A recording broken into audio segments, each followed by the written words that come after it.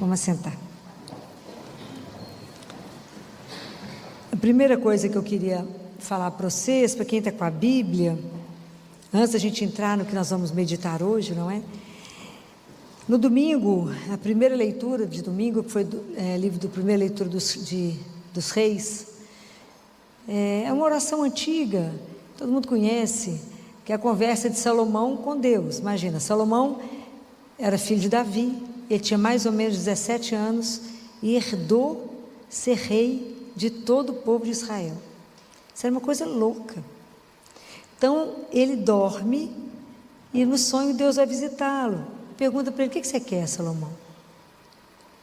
Você já parou para pensar se Jesus chegasse diante de você agora e perguntasse: o que você quer? A resposta de Salomão foi encantadora. Ele falou: eu preciso de um coração sábio, eu preciso de inteligência, eu preciso de sabedoria para guiar seu povo, que é numeroso demais. Ele não pediu dinheiro, ele não pediu vida longa, ele não pediu que matasse os inimigos, não pediu riqueza. Essa oração agradou tanto a Deus que ele falou: mas eu vou te dar um coração e uma inteligência que nunca vai ter, nem antes de você, nem depois de você. Nunca mais se ouviu dizer em alguém tão sábio quanto Salomão. E mais eu te dou o resto, nunca existiu um rei tão rico quanto Salomão. Não fala assim? Nunca ninguém vestiu tão, nem Salomão, nem alguém vestiu tão lindo como Salomão. O luxo, a riqueza de Salomão, tudo Salomão teve, porque ele fez a oração certa. Então as pessoas falam assim: mas eu queria pedir a Deus sabedoria. Como é que faz para pedir a Deus sabedoria? Está na Bíblia? Alguém conhece? Está na Bíblia isso? Está ou não? Está onde? Aonde? Alguém está rezando comigo, que eu já passei a cola. Está no livro de sabedoria de Salomão. Isso não tem nas Bíblias evangélicas. As Bíblias evangélicas faltam alguns livros em relação aos nossos, né? Está na sabedoria de Salomão, que está logo depois de Cântico dos Cânticos. Depois de Cântico dos Cânticos. É porque minha Bíblia é de Jerusalém, então ela é... A sua é de Jerusalém? A de Jerusalém, você vai na página 1119. Então, é a oração de Salomão pedindo sabedoria. É lindo. Deus de nossos pais e Senhor de misericórdia, que tudo fizeste pela vossa palavra. É lindo, ele pede a sabedoria. Então, é uma oração para rezar todo dia. Então, vocês ficaram tão encantados com a oração de Salomão, estou trazendo aqui para vocês a oração que vocês podem fazer todo dia.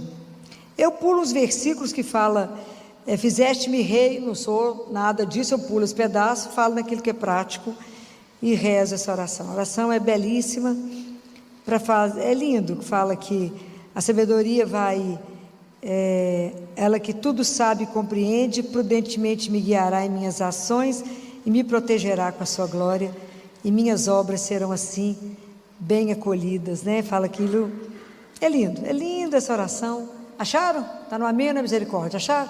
Então tá, então isso é uma coisa para vocês poderem, para vocês terem, né? Para quem quiser ler, quiser conseguir a sabedoria, E a outra coisa que eu trouxe para vocês, que a gente vive num mundo hoje que pecado não existe, não é assim? Você fala em pecado, a pessoa fala: o quê? Que negócio que é esse? Nem existe essa palavra mais.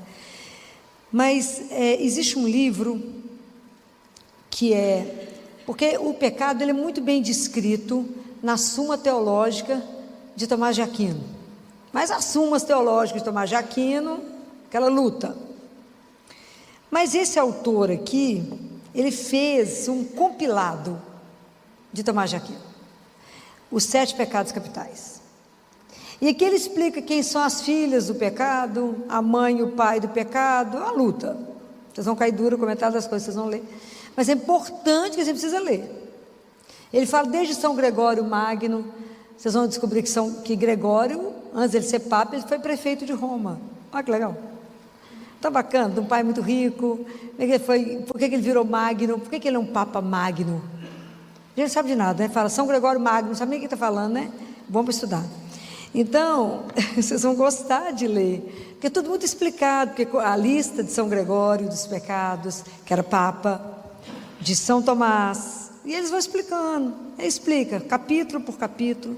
Então a gente precisa ler, precisa ter conhecimento para poder ensinar, para aprender, para viver bem e para ajudar os irmãos que não leem nada. Não é assim? Porque tem uma turma que não lê nada, né? Então a gente precisa ajudar uns aos outros. Então esse livro, a Paty tirou foto, né, Paty? Você põe aí na internet, né? Para o pessoal. E, então, porque é tudo baseado em São Tomás de Aquino. Se não fosse tão sério, eu não passaria para vocês, tá bom? E o outro livro, que é São Francisco de Sales, um grande santo. E esse livro aqui chama Filoteia. O que significa Filoteia? Filoteia é a alma que ama a Deus. Então no livro ele descreve assim: Filoteia, faz isso assim, assim. Quer dizer, alma que ama a Deus, faça isso. Esse livro não foi escrito para padre, foi escrito para leigo. Esse livro é para nós, para nos ensinar a caminhar. Fácil demais. Facílimo o livro. Mas a gente tem que caminhar, ok? A nossa caminhada espiritual não é uma brincadeira. Então você tem que começar a levar a vida mais a sério, ok? Então esse livro é um livro bacana. É um livro assim, para você ler, reler. Esses livros densos, né? A gente não consegue pegar e ler de ponta a ponta. Você lê um pedaço, vai meditar uns dias, depois lê outro pedaço, medita tudo, é assim. Como é que é? É muita informação. Isso, principalmente porque a gente não tem treino, né? Porque tudo que eu estou trazendo aqui para vocês é uma outra linguagem, é abrir um outro universo, é essa consciência que a gente precisa desabrochar em nós, né? Então eu tenho que colocar vocês a caminho, né? À medida que eu vou caminhando, eu vou empurrando vocês também. Vamos embora, né? Vão andando, porque, né? Tem que pôr vocês para ler. E nada assim, só gente boa, porque Tomás de Aquino, São Francisco de Sales, é só gente de peso. Só gente de muito peso. São Tomás de Aquino, eles acham que ele pegou a inteligência de todos os padres do deserto junto, que é uma coisa surreal. E depois que ele escreveu toda a Suma Teológica, eu tenho toda a coleção dele lá em casa, e queria queimar, porque achou que não valia de nada. Quantos séculos, nós estamos pelejando até hoje para entender Tomás de Aquino. Eu já estou bem inteligente, né? Então esses livros, é livro para se ter, não precisa ter pressa, né? Então você imagina que tem um capítulo aqui que ele fala só sobre a Santa Missa, como é que a gente deve ouvir a missa. Para leigo, para nós, tá? Vamos ler. E aí hoje quero fazer uma reflexão com vocês de Mateus, capítulo 13, versículo 44 e 45. O reino dos céus é semelhante ao tesouro escondido no campo. Um homem o acha e torna a esconder, e na sua alegria vai, vende tudo que possui e compra aquele campo. O reino dos céus é ainda semelhante ao negociante que anda em busca de pérolas finas. Ao achar uma pérola de grande valor, vai, vende tudo que possui e a compra. Palavra da salvação. Aproveitar que a gente é pouquinha gente, né? Quando a gente escuta, vocês escutaram, vocês foram à missa, tenho certeza. Quando vocês escutam isso, o reino de Deus é semelhante a um homem, a um tesouro escondido no campo. O homem acha o tesouro, então está errado, porque ele acha o tesouro e esconde de novo. Você fazer isso? Você fazer isso? E? O que é esse tesouro? E o que é essa pérola? Vocês escutaram isso, foram para casa do mesmo jeito que entraram na igreja ou pensaram no assunto? De verdade. De verdade. Se a palavra de Deus não entrar no meu coração e não fizer disso vida, serviu para quê? Para nada. Ok? A palavra de Deus tem que gerar em mim vida. Eu tenho que me fazer pensar o que é essa pérola, o que é esse tesouro. Se não entendi, Jesus explicou isso, que o reino de Deus é semelhante a um tesouro, um homem vendeu, guardou. E o que eu tenho com isso 2 anos, 1000 anos atrás? Depois, para frente. Se vocês entraram na igreja, escutou isso e saiu igual, resolveu o quê? Vocês não podem sair daqui do mesmo jeito hoje não, misericórdia. Tem que traduzir isso aqui para vocês. Quando fala em tesouro, quando fala uma pérola preciosa que ninguém tem, a mais preciosa de todas. Eu estou falando de algo de extremo valor, de algo que alguém deseja. Então, o reino de Deus é o quê?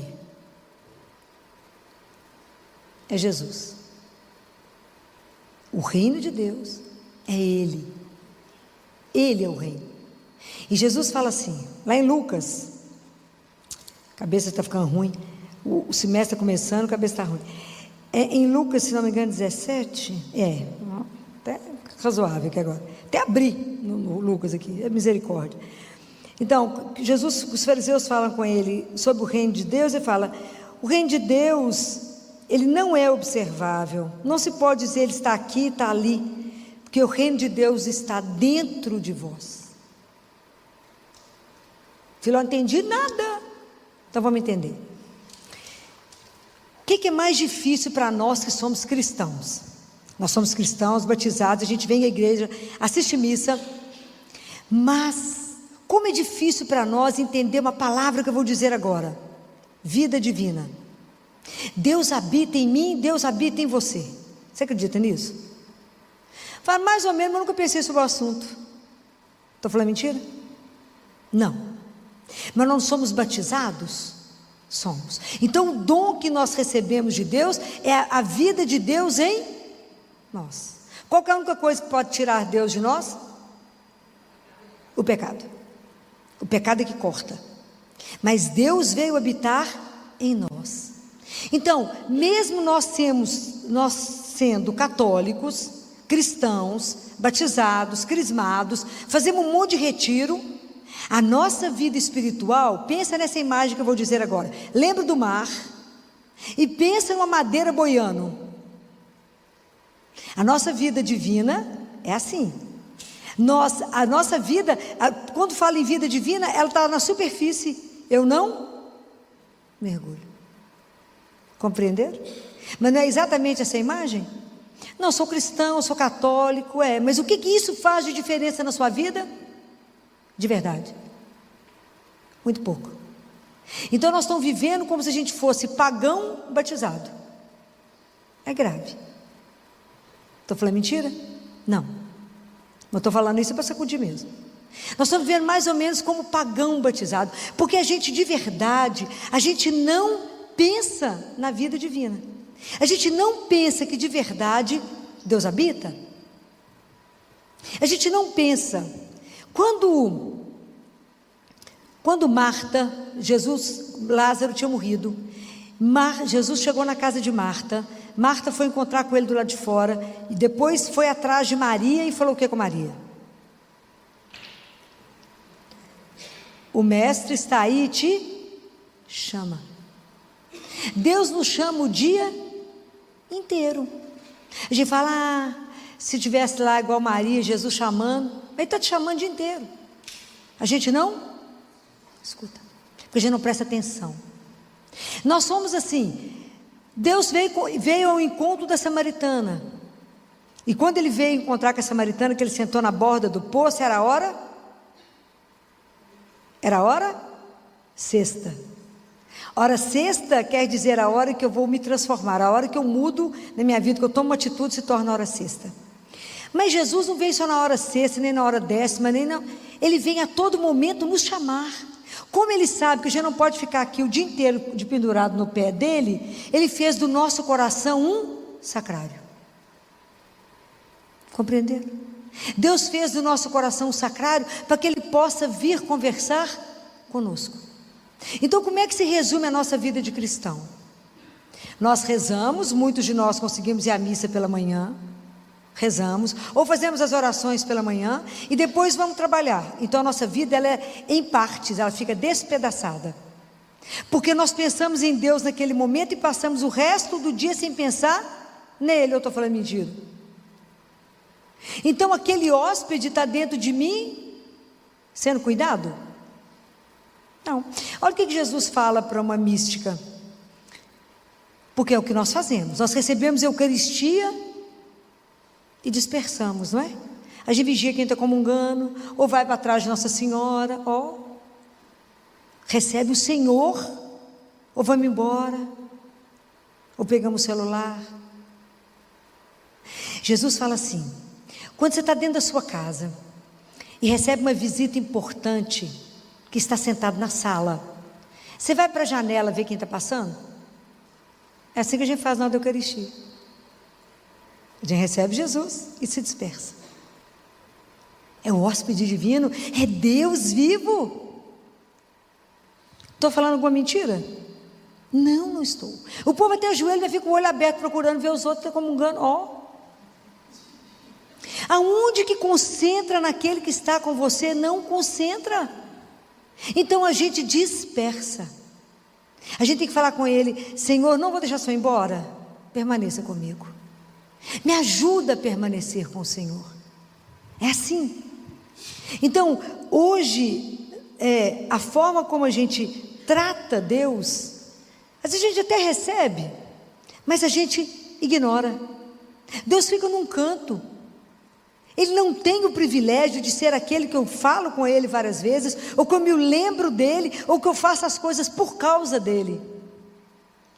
Eu estou falando alguma coisa errada? Ele não está dissociado? Eu rezo e depois eu vivo a minha vida como se Deus não fizesse parte.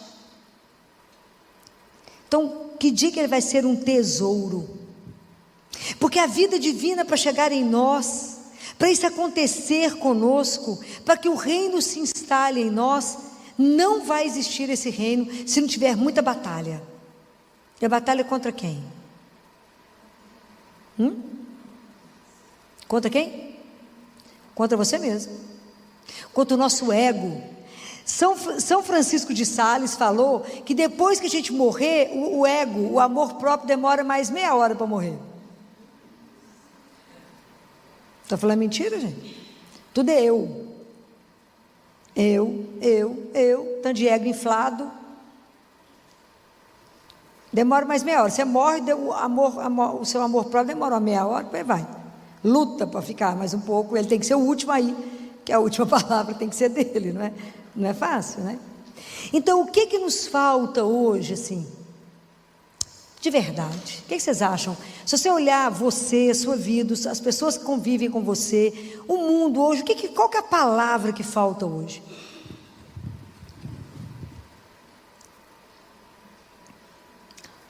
É o recolhimento. Porque para que essa vida divina, até que eu tome consciência, encontre esse tesouro e vou com alegria. Como é que Jesus é terrível? O que ele fala na alegria? Sabe o que São Tomás de Aquino fala disso? Porque ele fala que a alegria é o primeiro efeito do amor e da entrega. Porque quando você ama, você descobrir Jesus profundamente e amá-lo, você se entrega. É o primeiro efeito do amor, na alegria. Quando a gente está apaixonado, ficou retardado, rindo. Não é mais ou menos assim? Quando você imagina, quando você tiver, tomar consciência desse amor de Deus, é uma coisa louca na nossa vida. Então a alegria é o primeiro efeito do amor. Por isso que a gente, ele vai com alegria e vende tudo que possui. O que você está precisando de vender, né, na sua vida? Então, nós para poder vencermos e termos a vida, esse tesouro dentro de nós, essa pedra preciosa, são 3 caminhos. O primeiro, eu tomar consciência de mim, eu mergulhar. O segundo é descobrir que só eu e ele, e depois é só ele. Então vamos falar por etapa. Então, falei que nós somos igual uma tábua na superfície. Jesus sempre encontrou com pessoas que ele fez convites e hoje ele está fazendo para nós. Uma dessas pessoas famosas da Bíblia que Jesus falou foi Zaqueu. Desce, Zaqueu, desce, vai para a sua casa que hoje eu vou lá, vou te encontrar. Foi assim? Hoje eu quero estar na sua casa. Desce Zaqueu despencado daquela árvore. E o espaço que ele tinha que fazer era pequeno, porque ele tinha que descer da árvore e chegar em casa. Muito bem. Zaqueu saiu de casa para ver Jesus, não foi? Nós saímos de casa muitas vezes não é para ver Jesus, eu estou entediado, vou ver a rua, vou ver a moto meio sozinha, vou bater uma perna no shopping, eu vou fazer outra coisa, menos procurar aquele que já está dentro de mim, né? Então eu saí muitas vezes para ver o movimento da rua, para ver a rua, para ver um tanto de coisa, mas não para procurar. Zaqueu saiu para ver Jesus. E Jesus falou: desce, Zaqueu, entra na sua casa, ou luta. A gente acha que essa é a tarefa mais fácil. No filho, entrar dentro de mim é facinho, mentira. Coitado do Zaqueu, para sair da árvore e chegar em casa, o tanto de gente que tentou segurar Zaqueu. Zaqueu, você é aquele que ele falou com você? Tanta gente tentou segurar, entreter, reter, distrair Zaqueu. Quantas coisas na nossa vida nos distraem. Por que é tão difícil entrar? Porque eu vou descobrir que tem tanta coisa que me impede. O tanto de coisa que eu vou descobrir que habita em mim. É tão interessante isso que a gente lembra quando José foi procurar um lugar para Jesus nascer. Bateu na porta da hospedaria e não tinha lugar na hospedaria, não é assim? A nossa alma, gente, é igual um albergue. Habita tanta coisa, é tanta gente que frequenta a nossa alma e não tem lugar para Deus. Falei mentira? Não. Não há lugar para Ele. A gente descobre que tem tanto ídolo, tem tanta gente que habita, que Ele também habita num canto abandonado. De vez em quando eu lembro que Deus existe. E isso é espetacular, porque Ele faz uma queixa lindíssima que eu fiz questão de anotar, para dessas almas abençoadas que Ele resolve conversar. E isso é de chorar, porque Ele faz uma queixa. Ele faz assim: quis ser teu hóspede, mas não me abriste a porta, não quisestes me receber. Tive fome e não me destes de comer. Estava em ti, por não te recolheres, não me recolheste. Tinha fome de me dar a ti. Tinha este desejo que não variou desde a noite de quinta-feira santa, de comer a Páscoa perpetuamente contigo, e tu não correspondestes ao meu desejo. Tu não te importastes com a minha fome, não me convidastes à tua mesa. Fome de quê que Jesus tem? De quê? Do seu amor. É fome do seu amor. Tinha sede deste amor que te via desperdiçar pelas criaturas, por tantas criaturas desprezíveis, por vezes até indignas, em todo caso 1000 vezes menos belas que eu. O Criador que sou eu, o amor, e tu zombaste dessa sede, ou nem dela te lembraste. É aquilo que ele fala para a samaritana. Ele chega e quando ele fala para a samaritana: dá-me de beber. A gente acha que ele está pedindo água, mas é água que ele falou? Está escrito água? Não, está escrito: dá-me de beber. Dá-me da sua vida, dá-me sofrimento, da sua história, dos seus sonhos, dá-me de beber, é isso que me interessa. Isso é belíssimo. Como é que Deus naquele momento se torna mendigo nosso? Porque a única pessoa na Bíblia que assenta e pede é o mendigo. Senão está sentado ensinando, que eram os grandes mestres da lei. Mas somente os cegos, os mendigos é que ficam nas beiradas pedindo. E Jesus se faz mendigo meu, Ele veio por ti. Eu tinha sede de te ver destruir alguns dos seus gostos, seus caprichos, de todos esses nadinhas inúteis que se amontoavam em tua alma. Nadinhas inúteis. E nela espalhava a mais lastimosa desordem, para poder eu, o essencial, reinar nela como Senhor absoluto. Percebe a distância que nós estamos disso? De entender o que é esse reino em nós? E tu nada percebestes, nada compreendeste, ou se percebeste, nada quiseste comigo. Admito que te seja penoso abandonar o nada pelo tudo. Já observaram como é que o inútil nos chama atenção? É impressionante, o tanto de coisa que nos dispersa no inútil. Mas afinal, não te fiz eu um ser racional? Não te naturalizei divino? Então, o quanto é difícil para nós entender que dentro de nós habita Deus, que tem uma vida divina em nós, que nós temos uma alma, que se eu não cuidar dela, ela pode ser salva, ela pode morrer, ela pode sofrer uma condenação eterna, e mesmo assim, a gente não desperta, a gente não acorda, a gente vai levando a vida parecendo que está dormindo. Há uma alma em mim que eu não cuido, eu não leio, eu não me alimento da palavra, eu não me alimento da Eucaristia, eu não faço os meus sacramentos, eu não cuido da alma. Eu cuido do corpo, faço ginástica, estou mandando ninguém parar de fazer isso. Faço ginástica, eu faço botox, eu vou no salão, pinto cabelo, corto cabelo, eu faço isso. E isso está em dia. Mas a alma está desidratada, desnutrida, asmática, qualquer coisa. Anêmica, ó. O teu povo está desmaiando fácil? É porque a alma está fraca. Vocês acham que eu estou brincando? Tá não. Que povo desanimado com a vida, que desânimo, que luta, ó céus, ó luta, está faltando o quê? Como que não tem consciência que existe a alma? Quem carrega o nosso corpo? É a alma. Por isso que existe doença do corpo, existe doença da alma. Mas a gente nem sabe isso, nem percebe. Por quê? Porque eu não cuido dela. Hoje vocês estão sempre cuidando, porque depois de eu falar tanto na cabeça de vocês, vai acordar. Então, quando Jesus faz essa queixa, que a gente deixa ele num canto, e ele é a razão da nossa vida, ele é o grande tesouro que eu vou encontrar na vida, ele é o grande amor, aquele que me ama sem igual, ele é a pedra preciosa que eu digo que eu encontro, nada mais tem o valor que tem ele. Entender tudo isso, entender que muitas vezes na vida, que a gente fala demais ao contrário dos santos, todos os santos falavam pouco. Por quê? Porque falavam com Deus que habitava neles. Nós falamos demais, né? Para fora, mas não voltamos. Entra na sua casa. Santo Agostinho falava isso. Deus hoje vai me visitar, eu espero estar em casa. E assim, qualquer hora ele pode bater na sua porta, qualquer hora ele pode te chamar para uma conversa. Ele te vê triste, abatida, não consegue conversar, porque nós não voltamos para dentro, nós estamos para fora contando tudo para os outros. Em vez de contar para o único que inclusive resolve, né? O resto dá um monte de palpite, não resolve nada. Então, voltar, né?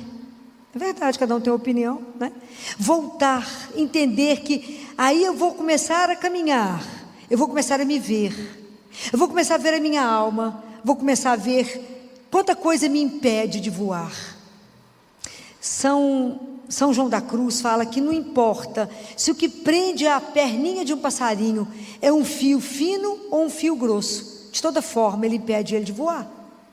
O que hoje te impede de alçar voo diante de Deus? O que te impede? Quais são os seus apegos que você não abre mão? Que a gente é mais ou menos assim. Você pega o menino, está lá com aquele quarto lotado de brinquedos, parece uma loja, e fala, bem, vamos dar um brinquedinho para o menininho que não tem nenhum brinquedo.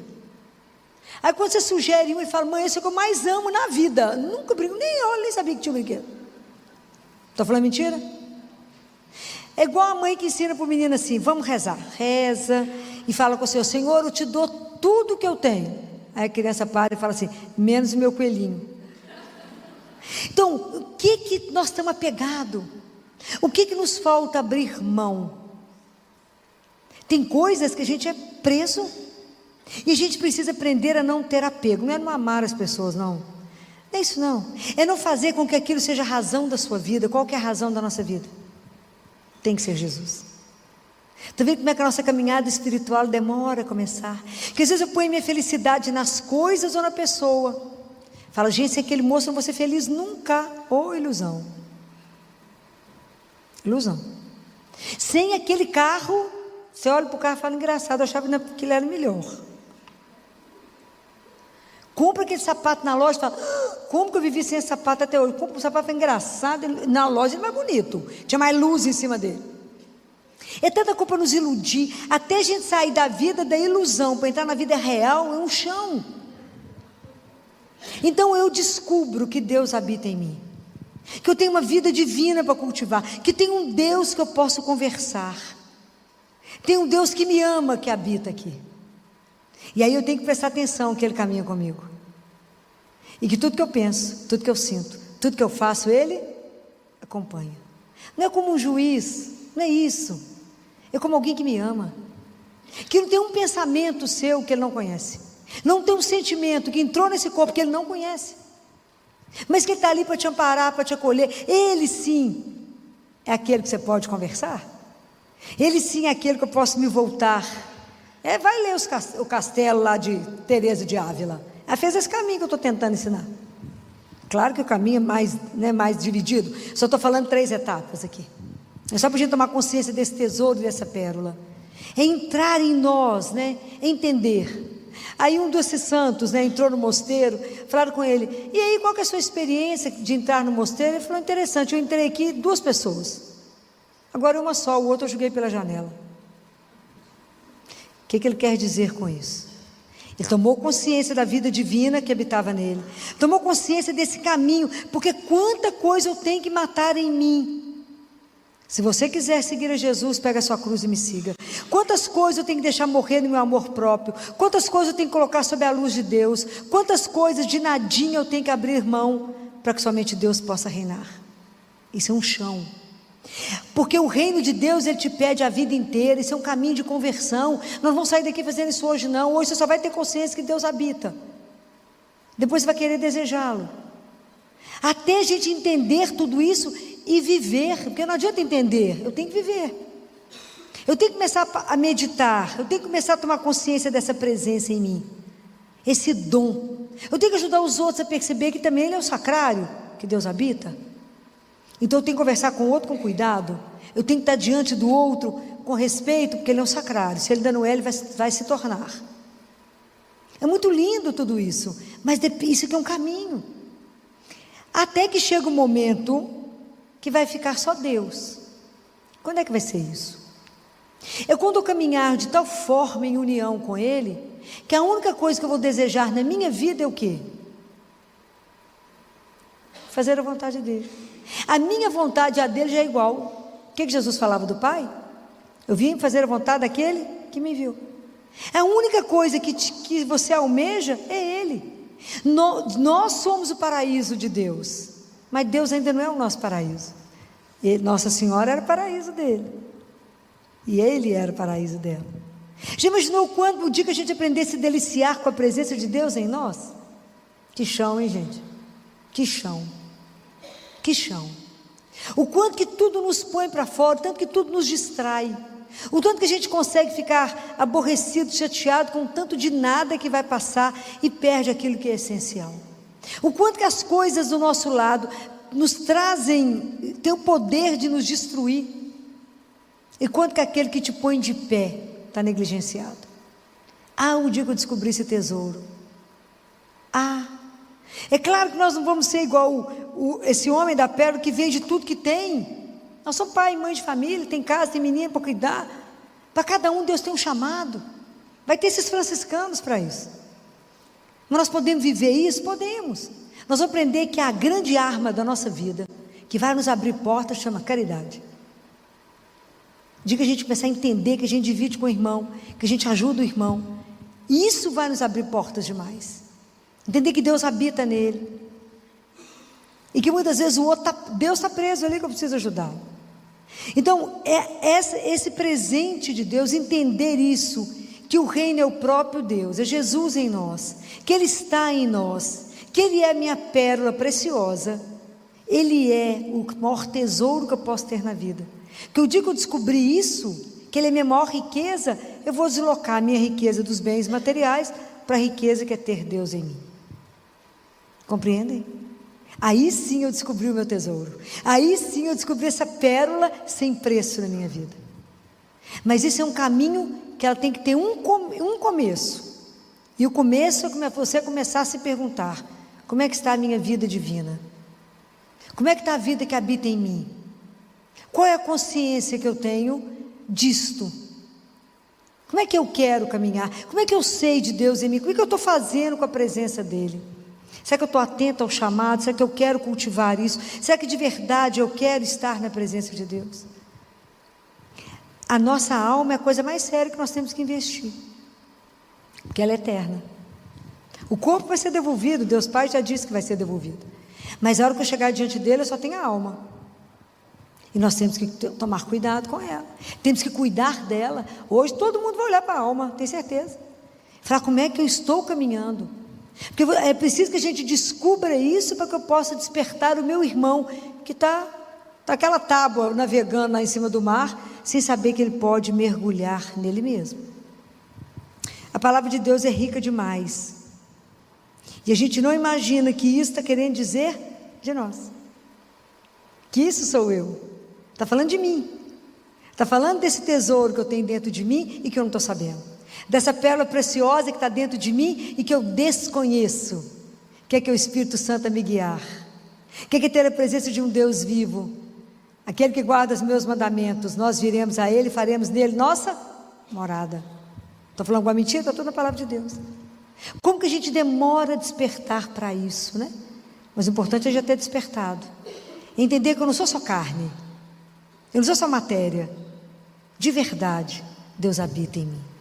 Isso é de uma grandeza, isso é de uma beleza, que a gente ainda não tem a dimensão do que significa isso. Mas para isso a gente está pensando, está meditando, e vamos pedir a intercessão de Nossa Senhora, que é nossa mãe, que teve o privilégio de compreender isso de uma outra forma, e que ela nos ajude, ela olhe para nós hoje e peça a Jesus, para cada um de nós, quais são as graças espirituais que a gente mais precisa, para começar de verdade, a viver a vida cristã de verdade, essa vida divina nos incomodar, a estar atento, a não ter a vida despedaçada, a não ter a vida em dois momentos, mas ter a vida com Deus de forma contínua, várias vezes por dia lembrar dele, pensar nele, conversar com ele, e não deixá-lo abandonado dentro de nós. Vocês vão até sair daqui pensando nisso. Será que eu deixei ele abandonado ou esquecido? De vez em quando falar, oi, você está aí? Com quem você está conversando, minha filha? Ficou doida? Não. Alguém que habita em mim. Isso é uma coisa louca, a gente não tem dimensão disso não, porque é muito grande pensar nisso. Mas é real. Deus faz de nós o seu sacrário. Isso é belíssimo. Que Nossa Senhora hoje, ela peça a Jesus a graça para nós. Ela que foi sacrário vivo, que carregou Jesus 9 meses. Que ela nos ajude em tomando consciência dessa semente que hoje eu estou colocando no seu coração. Estou colocando uma semente. É o reino de Deus, é assim mesmo, vai crescendo. Porque a gente dorme e o reino cresce, não é? Jesus vai trabalhando à medida que eu permito. Fala, entra, Senhor. Vem cear comigo, me ensina, me ajuda. Peça ao Espírito Santo para te conduzir. Fala, Jesus, eu quero ser igual um menino, me dá a graça da infância espiritual. Me dá a mão, me conduz. Eu que sou ignorante do ponto de vista espiritual.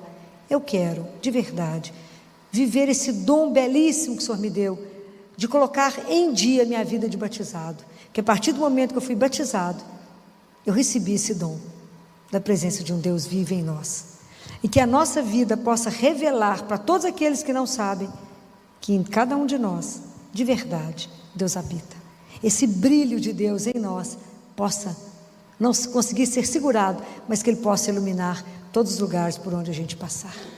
Louvado seja nosso Senhor Jesus Cristo. Você pode ficar de pé?